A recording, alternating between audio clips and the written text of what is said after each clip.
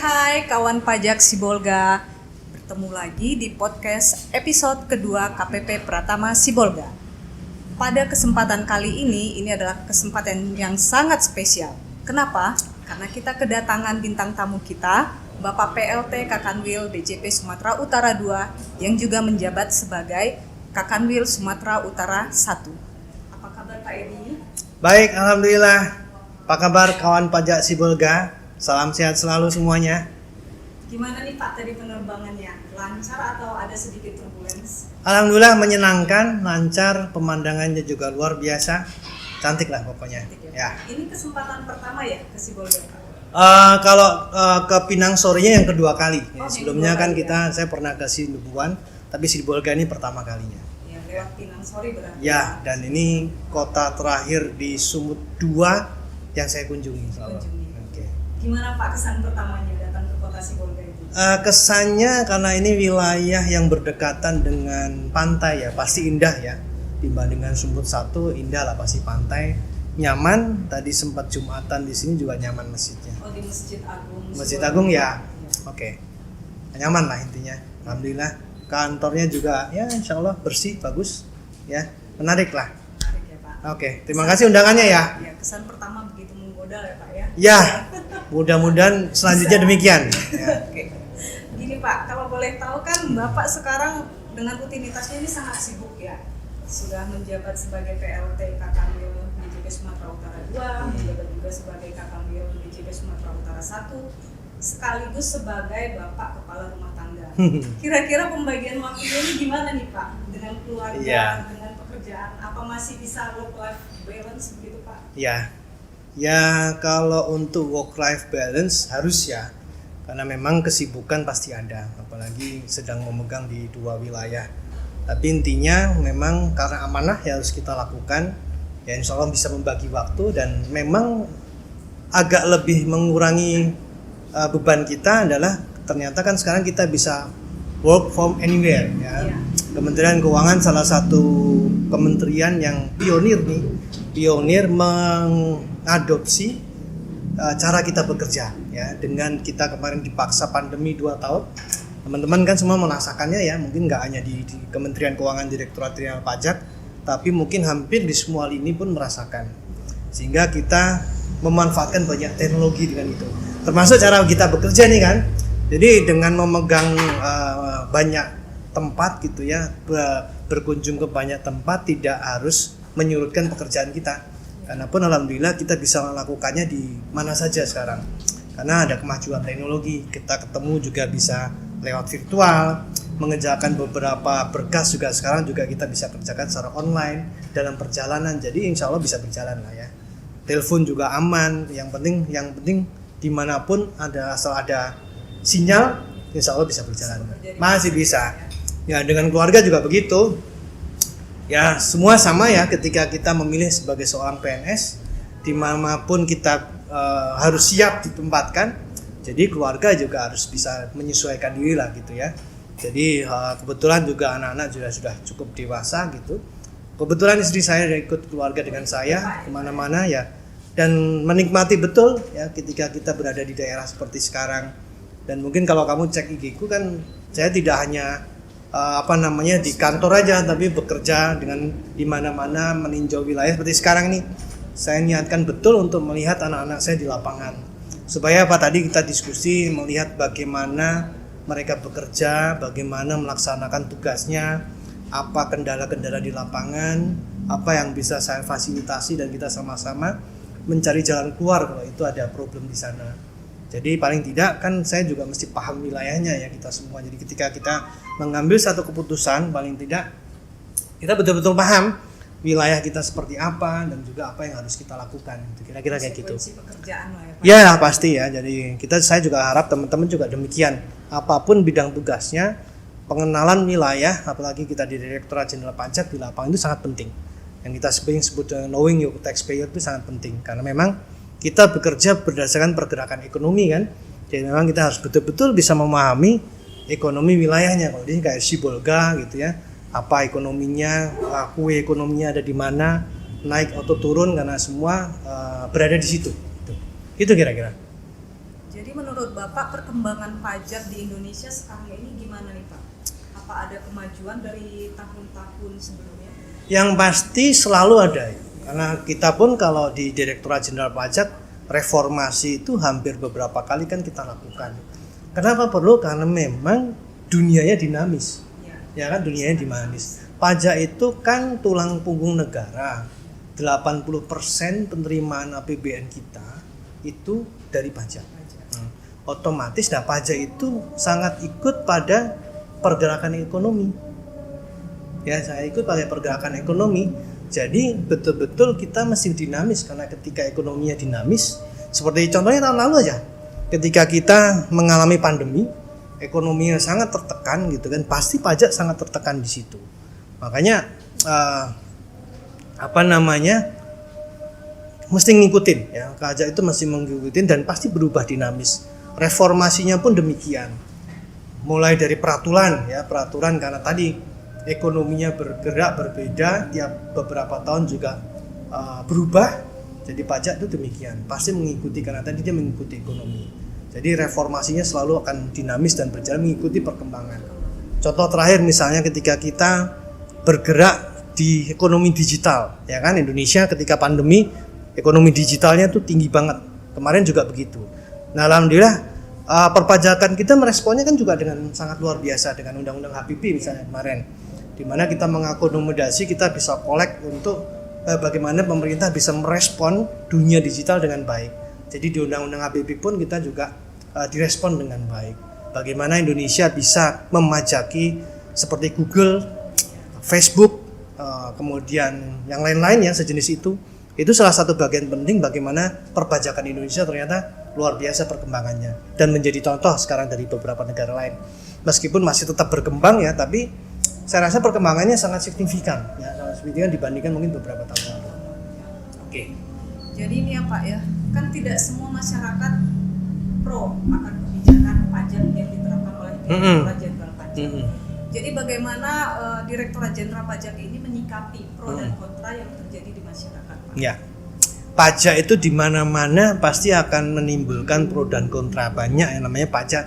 Makanya ada istilahnya itu ada dua hal yang pasti pada diri manusia kan, kematian atau tadi pajak kan. Karena memang sebuah negara darahnya kan salah satunya untuk pembangunan dari pajak kan ya.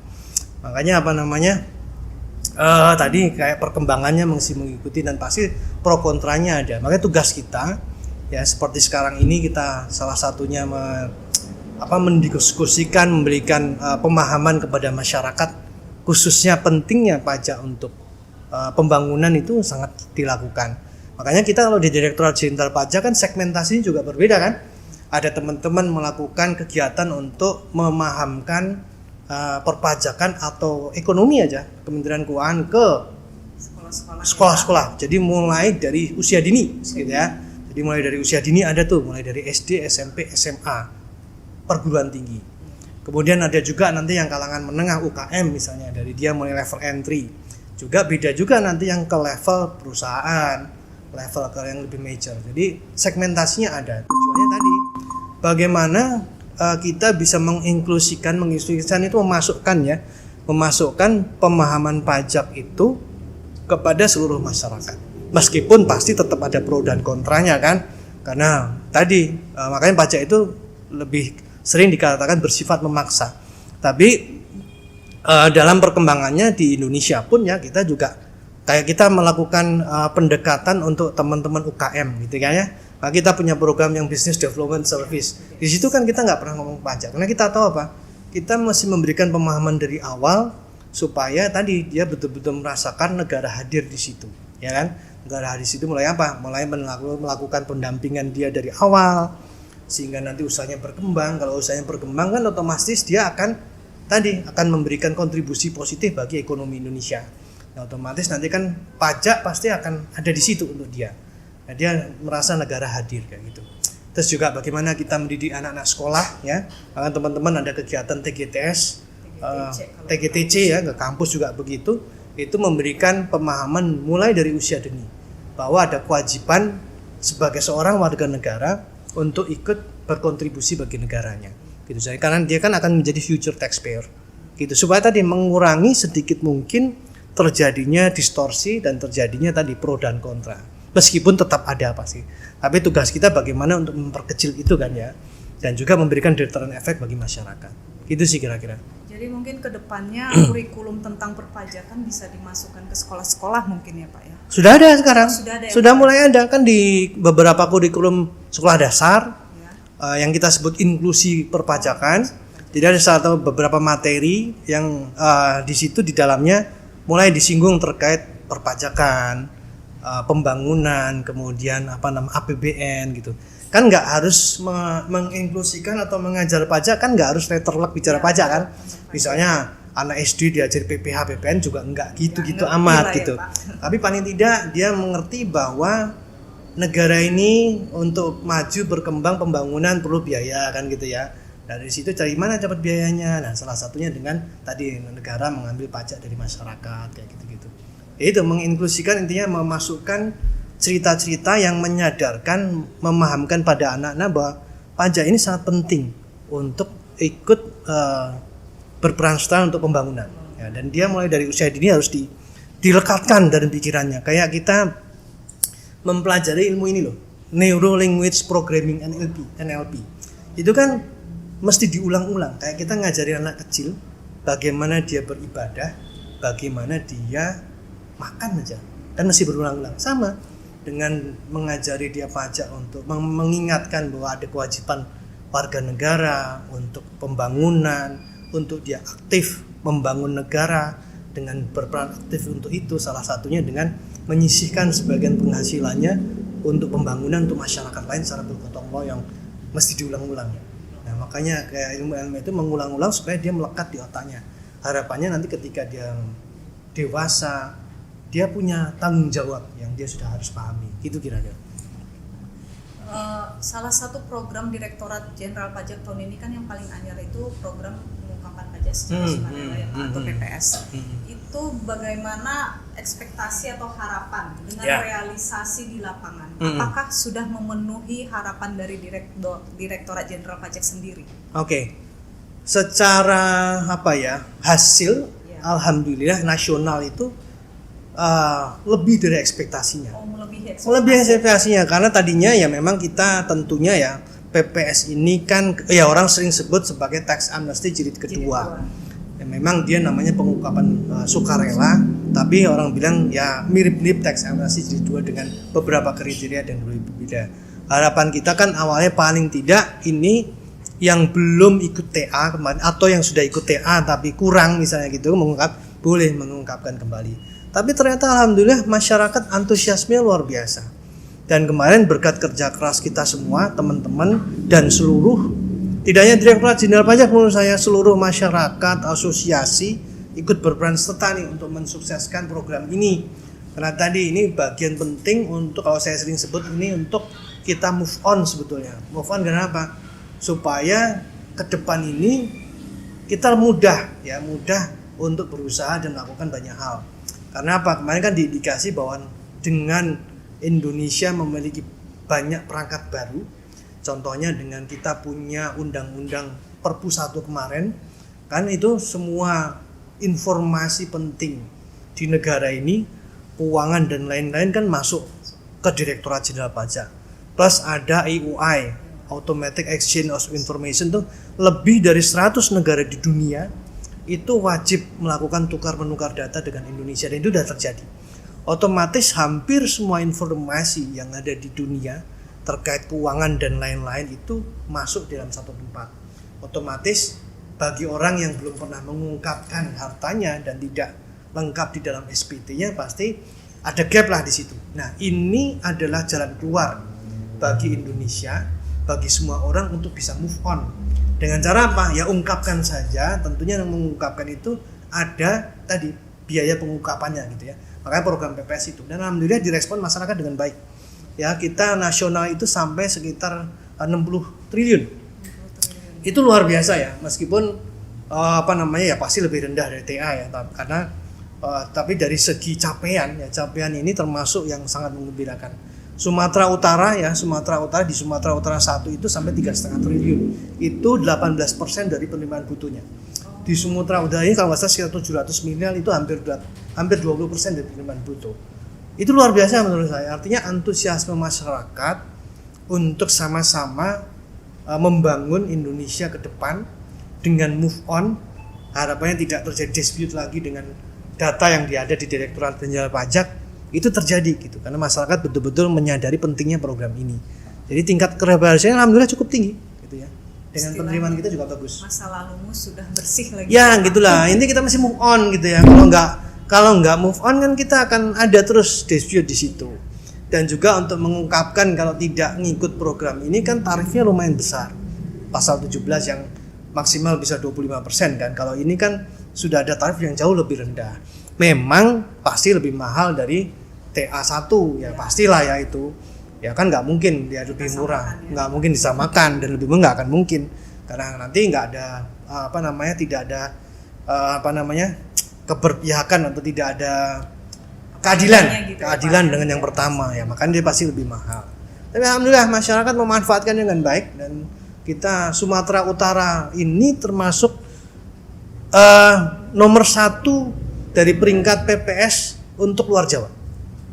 Untuk luar Jawa, ya di luar Jawa ini Sumatera Utara nomor 1 dan peringkat 5 nasional capaian PPS-nya. Sumatera ya, Sumatera Utara. Kalau secara di luar Jawa itu dia nomor 1. Ya pasti kalah dengan Jakarta Utara, Selatan, kemudian Jawa Timur, iyalah pasti ya. Tapi di luar Jawa dia nomor 1. Ya, termasuk di nasional peringkat kelima gitu. Jadi untuk tahun ini ya Pak, selain program PPS yang diluncurkan oleh Direktorat Jenderal Pajak, ada lagi tidak program reformasi lainnya? Mungkin di bidang organisasinya, secara SDM-nya atau ya. Tentunya tadi saya sampaikan ya bahwa mungkin Direktorat Jenderal Pajak Kementerian Keuangan salah satu organisasi government di Indonesia ini yang boleh dikatakan responsif terhadap perubahan. Karena terus terang memang tadi saya bilang bahwa karena pajak itu bergerak dari ekonomi. Jadi ekonominya dinamis ya, kita alhamdulillah mesti harus dinamis gitu. Dan Bu Menteri salah satu person yang betul-betul paham betul bagaimana mengelola keuangan negara. Dan alhamdulillah beliau sangat support, Presiden juga demikian, sehingga ya tadi reformasi khususnya Direktorat Jenderal Pajak berkembang sangat pesat. Paling tidak ada 5 hal yang kan ini salah satu bagian reformasi yang tadi kita bicarakan terkait peraturan kan ya. Bagaimana kita bisa mereform peraturan kita sehingga kita bisa merespon perkembangan dunia digital misalnya kan, dengan ada beberapa di HPP juga ada. Bagaimana kita bisa merespon hal-hal lain terkait pandemi misalnya. Dan kemudian memberikan insentif dan segala macam. Itu dari sisi aturan dan beberapa hal lain. Terus juga kita dari sisi teknologi, ini yang paling penting nih. Dari sisi teknologi juga Direktorat Jenderal Pajak merespon banyak hal. Terakhir yang terkait Cortex, bagaimana kita sedang membangun teknologi yang baru, ya, teknologi yang IT yang baru. Bagaimana kita mengelola data, bagaimana kita teknologi IT kita. Karena kita masuk pada era digital, ya kan, data menjadi bagian penting atau orang sering bilang mata uang baru, ya kan, data menjadi seperti mata uang baru, gitu. Jadi kita mesti responnya dengan baik dan DJP merespon itu. Salah satunya kita punya program terkait PSIAP kan, PSIAP. Kita merubah Cortex kita, artinya kita merubah bagaimana kita mengelola data kita dan teknologinya menjadi di-upgrade menjadi lebih baik. Itu dari data dan teknologi. Kemudian juga dari organisasi apalagi. Ya kan, organisasi kita melakukan banyak hal. Tahun lalu dan tahun ini di samping membuat kantor madya baru, beberapa ada 8 kalau nggak salah madya baru. Kemudian juga memisahkan penguasaan wilayahnya dan WB strategisnya ya, dengan demikian dan juga beberapa hal lain terkait organisasi. SDM-nya juga demikian, ada fungsionalisasi penyuluh dan lain-lain. Intinya bahwa ada 5 pilar di situ kan ya. Nah intinya bahwa tadi bagaimana organisasi ini bisa merespon perkembangan dunia yang dinamis. Itu wajib dilakukan dan aku rasa kemungkinan ini salah satu pionir lah ya, dan teman-teman menjadi bagian dari situ. Dan ini juga dukungan pimpinan, dukungan masyarakat juga luar biasa. Tadi intinya bahwa Indonesia salah satu negara yang bisa merespon dinamisnya perubahan lingkungan ini dengan baik. termasuk bagaimana kita merespon COVID kemarin sehingga betul kita bisa menjaga APBN kita dengan baik. Indonesia termasuk salah satu negara yang cukup bisa ya merespon COVID-nya dengan baik dibandingkan beberapa negara lain. Ini kan beda nih, krisis ini kan beda banget dengan krisis mungkin dua krisis lalu. Krisis 98, 2008. Sekarang 2020. Ini kayak 10 tahunan ini. Krisisnya ya sama krisis tapi problemnya beda. Kalau 98 nggak semua negara mengalami, ini Indonesia ngalami. Tahun 2018 yang pengaruhnya kalau dulu kita sering dengar dengan itu loh, subprime mortgage kan ya, keruntuhan beberapa bank-bank global di dunia, bank-bank besar di dunia, Indonesia kena, tapi nggak semua negara kena. Beda dengan COVID kan, COVID ini semua negara, nggak hampir, semua negara kena. Dan celakanya nggak ada kamusnya bagaimana menyelesaikan, ya kan? Ya namanya penyakit baru, ya kita nggak punya kemampuan untuk bisa, karena waktu itu memang nggak ada kamusnya, nggak ada manual booknya. Tapi alhamdulillah nih kita bekerja bersama-sama, pemerintah pusat, daerah, seluruh masyarakat bekerja sama-sama sehingga kita bisa mengendalikannya alhamdulillah dengan baik dan sekarang sudah pada proses recovery. Dan alhamdulillah bagusnya Indonesia termasuk negara yang tumbuhnya cukup pesat. Ya kan? Kita tahun lalu meskipun 2 tahun lalu minus, 2021 sudah mulai recovery dan sekarang sudah pada posisi fase 5% lebih. 5,4 kan? Sumut pada 4,33. Jadi ini fase yang cukup bagus, meskipun ya harus disadari semuanya bahwa dunia tidak pernah linier. Selesai masalah satu, timbul lagi di belahan dunia sana ada perang dan lain-lain, ya kan, ada geopolitik dan lain-lain. Nggak apa-apa, yang penting kita bisa meresponnya dengan baik kan gitu ya. Dan alhamdulillah kita bisa merespon COVID ini dengan baik dengan kerja keras semuanya, termasuk bagaimana Kementerian Keuangan APBN ini ikut bekerja keras menjaga masyarakat dengan memberikan insentif, pajak juga demikian ya, meskipun penerimaan pajak turun ya memang harus turun ya, ekonominya turun kan, sehingga pajak ketika COVID kemarin banyak dirilis, justru kita berikan insentif supaya apa? Supaya ekonominya bisa tetap bertahan, masyarakat survive, namanya ada bantalan itu, bantalan untuk menjaga agar masyarakat tidak turun ya, ekonominya tidak turun banget, turun sih pasti turun, tapi harapannya tidak turun sekali dan bisa kembali lagi recovery dengan baik gitu kira. Jadi apa saja nih manfaat yang bisa dirasakan oleh masyarakat dari pajak yang mereka setorkan? Banyak hal ya, yang paling tidak yang saya ceritakan tadi ya, bagaimana kita atau masyarakat bisa merasakan ketika Indonesia kemarin pandemi, bagaimana masyarakat ketika kemarin kena COVID masuk rumah sakit gratis semuanya, semua tanpa pandang bulu tuh, tanpa melihat status masalah, nggak ada. Bagaimana perusahaan ya ketika turun kemudian kemarin memberikan insentifnya, bagaimana semua UKM dibebaskan pajaknya, malah dibeli bantuan sosial. Itu salah satu bagian penting manfaat pajak yang langsung terasa oleh masyarakat. Di samping yang lain ya, kayak bagaimana pemerintah menyiapkan infrastruktur, memberikan subsidi baik dari semua sisi, sekolah, listrik, mulai dari bangun tidur teman-teman menyalakan listrik, itu kan semuanya juga ada subsidinya, ya diberikan bantuan pemerintah. Keluar rumah, jalan, kemudian beraktivitas, naik kendaraan, BBM-nya ada subsidi, jadi itulah salah satu manfaat ya. Jadi apapun semua kegiatan ekonomi pemerintah hadir di situ. Jadi ya itu salah satu bagian penting pajak yang masyarakat Indonesia bayarkan kan gitu ya. Jadi sangat berperan. Mungkin kita kadang-kadang nggak nyadar, tapi semua sisi kehidupan pemerintah hadir di situ. Hadir kenapa? Karena tadi kita ingin masyarakat berkembang, tumbuh ekonominya, dan tentunya nanti kembali lagi mereka membayar pajak untuk diberikan dan bentuk yang lain lagi kan gitu kira-kira. Kira-kira apa nih harapan Bapak ke depannya untuk wajib pajak di Sibolga, Tapteng, Kepulauan Nias, khususnya atau umumnya untuk masyarakat Indonesia secara luas? Ya tentunya ya semua masyarakat khususnya teman-teman di Sibolga ya, tentunya paling tidak ya, ayo kita berperan penting ikut betul-betul menjaga Indonesia. Nggak usah jauh-jauh ya, untuk Sibolga aja, tapi paling tidak bagaimana cara ikut sama-sama menjaga Indonesia.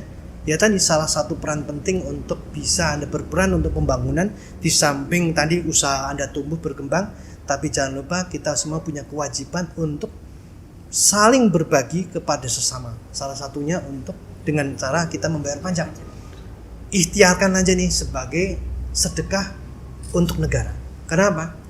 Uang pajak yang Anda bayarkan akan kembali lagi kepada masyarakat semuanya dalam bentuk banyak hal. Untuk pembangunan, bangun infrastruktur, menjaga masyarakat lain yang kurang mampu, memberikan subsidi BBM, subsidi segala macam. Intinya tidak akan ada yang sia-sia harusnya. Tinggal bagaimana teman-teman kita semua mengawasi penggunaannya, gitu ya.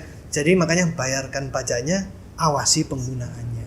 Karena apa? Manfaatnya sangat terasa. Apalagi kemarin ketika kita COVID, kita betul-betul merasakan manfaatnya. Itu salah satunya terbesar ya dari pembayaran pajak semua masyarakat. Gitu kira-kira. Oke lah Pak, terima kasih banyak Pak atas waktunya, atas pencerahannya ya Pak. Banyak ilmu baru yang bisa kita gali dari penjelasan yang Bapak berikan. Oke. Thank you. Sampai ketemu lagi semuanya. Ya. Sukses selalu. Salam sehat untuk Indonesia maju. Salam Nauli.